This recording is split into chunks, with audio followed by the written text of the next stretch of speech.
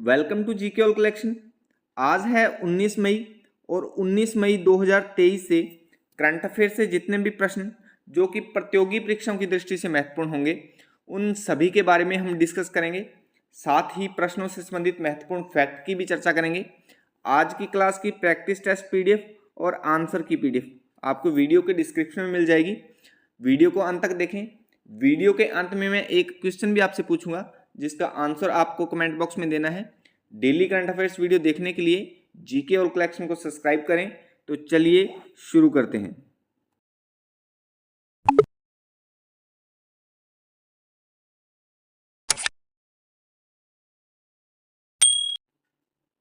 हाल ही में किस देश के प्रधानमंत्री को पद से निष्कासित किया गया है? तो अभी लीबिया के प्रधानमंत्री को पद से निष्कासित किया गया है। सी ऑप्शन सही हो जाएगा।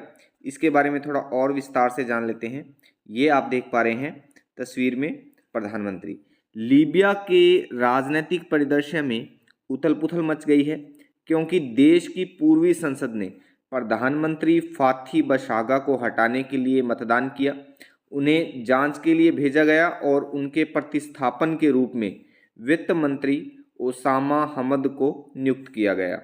बशागा को हटाए जाने के कारण स्पष्ट नहीं है। तो इतनी सी जानकारी आप इस प्रश्न से ध्यान में रखें। चलिए चलते हैं नेक्स्ट। भारत 2023-24 में वैश्विक सकल घरेलू उत्पाद की वृद्धि में कितने प्रतिशत योगदान देगा? तो भारत योगदान देगा 16% योगदान जो है वो भारत देगा। डी ऑप्शन सही हो जाएगा। इसके बारे में थोड़ा और विस्तार से जान लेते हैं। मॉर्गन स्टैनली की एक हालिया रिपोर्ट के अनुसार भारत की आर्थिक सुधार ने महत्वपूर्ण गति प्राप्त की है जिससे देश की वैश्विक जीडीपी विकास में एक प्रमुख योगदानकर्ता के रूप में स्थापित हो गया है। विभिन्न संकेतकों के साथ एक मजबूत और व्यापक आधार वाली रिकवरी की ओर इशारा करते हुए भारत से 2023-24 की अवधि में वैश्विक जीडीपी विकास में 16% योगदान करने की उम्मीद है। अच्छा, इसमें हमने भारत की बात की है तो ये आप मानचित्र में देखें। यहाँ पर एशिया महाद्वीप में भारत की स्थिति है। तो भारत की राजधानी नई दिल्ली है। सबसे बड़ा शहर मुंबई है। राष्ट्रपति द्रौपदी मुर्मू हैं। उपराष्ट्रपति जगदीप धनखड़ है। प्रधानमंत्री नरेंद्र मोदी हैं। मुख्य न्यायाधीश धनंजय चंद्रचूड़ है। लोकसभा अध्यक्ष ओम बिरला है। विधानमंडल भारतीय संसद है। ऊपरी सदन राज्यसभा, निचला सदन लोकसभा है। स्वतंत्रता यूनाइटेड किंगडम से 15 अगस्त 1947 को और गणराज्य 26 जनवरी 1950 को। क्षेत्रफल 32,87,263 वर्ग किलोमीटर। 32,87,263 वर्ग किलोमीटर। और वाहन जो चलते हैं वो लेफ्ट साइड में चलते हैं। इतनी जानकारी आप भारत से हमेशा याद रखें। जब भी हम भारत की बात करते हैं तो इतनी जानकारी हम जरूर पढ़ते हैं। जब भी भारत की बात आएगी तो बार बार हम इसको रिपीट करेंगे, बार बार पढ़ेंगे। तो इससे हमारा जो करंट अफेयर के साथ जीके का भी जो पोर्शन है वो भी एक अच्छे लेवल का बढ़िया से तैयार हो जाएगा। चलिए चलते हैं नेक्स्ट। हाल ही में पेटीएम के सीईओ के रूप में किसे नियुक्त किया गया है? तो अभी भावेश गुप्ता को पेटीएम के सीईओ के रूप में नियुक्त किया गया है। ए ऑप्शन सही हो जाएगा। इसके बारे में और जान लेते हैं। ये आप देख पा रहे हैं तस्वीर में भावेश गुप्ता। पेटीएम की मूल कंपनी 197 कम्युनिकेशंस लिमिटेड ने भावेश गुप्ता को फिनटेक कंपनी का अध्यक्ष और परिचालन अधिकारी सीईओ नियुक्त करने की घोषणा की है। गुप्ता अब पेटीएम के भीतर विभिन्न कार्यक्षेत्रों की देखरेख की जिम्मेदारी लेंगे। अच्छा, हमने इसमें पेटीएम की बात की है तो पेटीएम देखें। पेटीएम की स्थापना 2010 में हुई। संस्थापक विजय शेखर शर्मा है। सीईओ विजय शेखर शर्मा दिसंबर 2010 से। और पेटीएम मूल संगठन 197 कम्युनिकेशन से। तो इतनी जानकारी आप इस प्रश्न से भी ध्यान में रखें। चलिए चलते हैं नेक्स्ट। वर्ष 2024 में अनुमानित भारतीय अर्थव्यवस्था कितने फीसदी दर से बढ़ने की उम्मीद है? तो इसका सही आंसर है ऑप्शन बी, 6.7% की दर से बढ़ने की उम्मीद है। इसके बारे में और जान लेते हैं। घरेलू मांग मजबूत रहने से भारतीय इकोनॉमी के 2024 के कैलेंडर साल में 6.7% की दर से बढ़ने की उम्मीद है। संयुक्त राष्ट्र की एक रिपोर्ट में यह अनुमान लगाया गया है कि ऊंची ब्याज दरों तथा कमजोर बाहरी मांग से इस साल देश का निवेश और निर्यात प्रभावित होगा। अच्छा, इसमें हमने संयुक्त राष्ट्र की बात की है, तो संयुक्त राष्ट्र की स्थापना 24 अक्टूबर 1945 को हुई। मुख्यालय अमेरिका में है। सदस्य देश हैं जो 195 है और अध्यक्ष हैं जो इसके अध्यक्ष हैं, महासचिव हैं, वो एंटोनियो गुटेरेस हैं। तो इतनी सी जानकारी आप इस प्रश्न से भी ध्यान में रखें। चलिए चलते हैं नेक्स्ट। हाल ही में किसे भारतीय प्रतिस्पर्धा आयोग CCI का नया अध्यक्ष नियुक्त किया गया है? तो अभी रवनीत कौर को CCI का नया अध्यक्ष नियुक्त किया गया है। डी ऑप्शन सही हो जाएगा। चलिए इसके बारे में थोड़ा और विस्तार से जान लेते हैं। ये हैं रवनीत कौर, आप देख पा रहे हैं। पंजाब कैडर की 1988 बैच की अधिकारी रवनीत कौर को CCI के अध्यक्ष पद के लिए नियुक्त किया गया है। CCI के पूर्व चेयरमैन अशोक गुप्ता का कार्यकाल पूरा होने के बाद अक्टूबर 2022 से यह पद खाली पड़ा था, तो जिस पर अब रवनीत कौर को नियुक्ति दे दी गई है। CCI के बारे में जान लेते हैं। यह भारत में मुख्य राष्ट्रीय प्रतिस्पर्धा नियामक है। यह प्रतिस्पर्धा अधिनियम 2002 के तहत स्थापित किया गया था। यह कॉरपोरेट मामलों के अंतर्गत आता है। यह स्वस्थ बाजार प्रतिस्पर्धा को बढ़ावा देता है और भारत में प्रतिस्पर्धा पर प्रतिकूल प्रभाव डालने वाली गतिविधियों को रोकता है। तो इतनी सी जानकारी आप इस प्रश्न से भी ध्यान में रखें। नेक्स्ट है, हाल ही में किस राज्य ने डिजिटल ग्रामीण शिक्षा की पहल की है? तो अभी उत्तर प्रदेश ने डिजिटल ग्रामीण शिक्षा पहल की शुरुआत की है।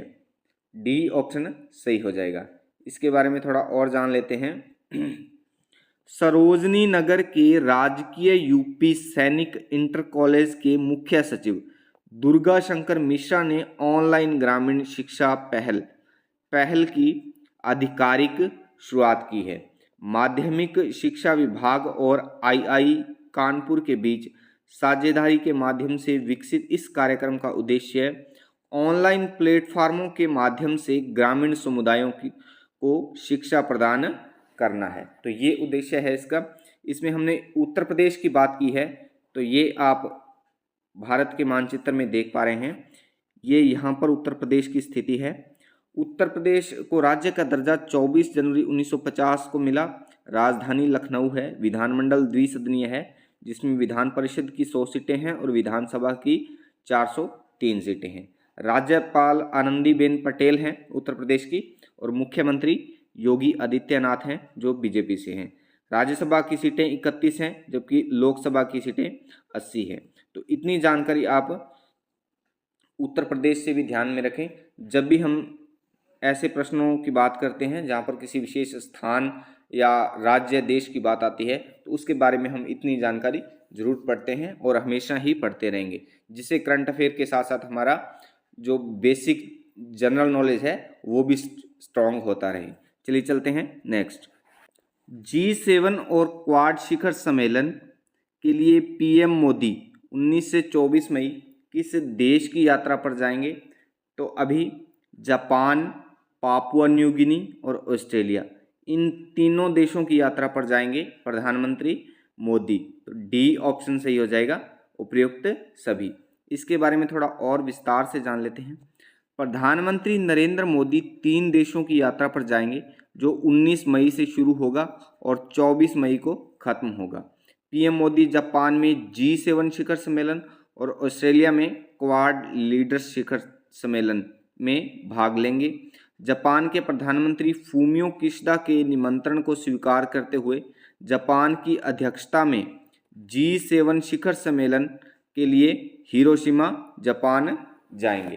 तो इतनी जानकारी आप इस प्रश्न से भी ध्यान में रखें। नेक्स्ट है, हाल ही में इंटरनेशनल म्यूजियम डे 2023 कब मनाया गया? तो अभी 18 मई को इंटरनेशनल म्यूजियम डे मनाया गया। ये ऑप्शन सही हो जाएगा। चलिए इसके बारे में थोड़ा और जान लेते हैं। अंतर्राष्ट्रीय संग्रहालय दिवस मनाने का उद्देश्य वैश्विक सद्भाव और विकास को बढ़ावा देने के लिए मूल्यवान मंचों के रूप में संग्रहालयों के महत्व के बारे में जागरूकता को बढ़ाना है। अंतर्राष्ट्रीय संग्रहालय दिवस 2023 का विषय क्या है? म्यूजियम सस्टेनेबिलिटी एंड वेलबींग, ये इसका थीम है, विषय है। तो इस प्रश्न से इतनी जानकारी आप ध्यान में रखें। नेक्स्ट है, भारतीय सेना की गजराज कोर ने किस राज्य में जल राहत अभ्यास आयोजित किया है? तो अभी असम में भारतीय सेना की गजराज कोर ने राज्य में जल राहत अभ्यास आयोजित किया है। सी ऑप्शन सही हो जाएगा। इसके बारे में और जान लेते हैं। भारतीय सेना के गजराज कोर ने हाल ही में असम में मानस नदी पर जल राहत नामक एक संयुक्त बाढ़ राहत अभ्यास आयोजित किया है। अभ्यास का उद्देश्य संयुक्त अभ्यास को मान्य करना और बाढ़ राहत कार्यों में कई एजेंसियों के बीच समन्वय बढ़ाना था। तो ये उद्देश्य था इसका। चलिए चलते हैं नेक्स्ट। हाल ही में विश्व हाइपरटेंशन डे कब मनाया गया? तो अभी 17 मई को विश्व हाइपरटेंशन डे मनाया गया। बी ऑप्शन सही हो जाएगा। अच्छा, ये क्यों मनाया जाता है?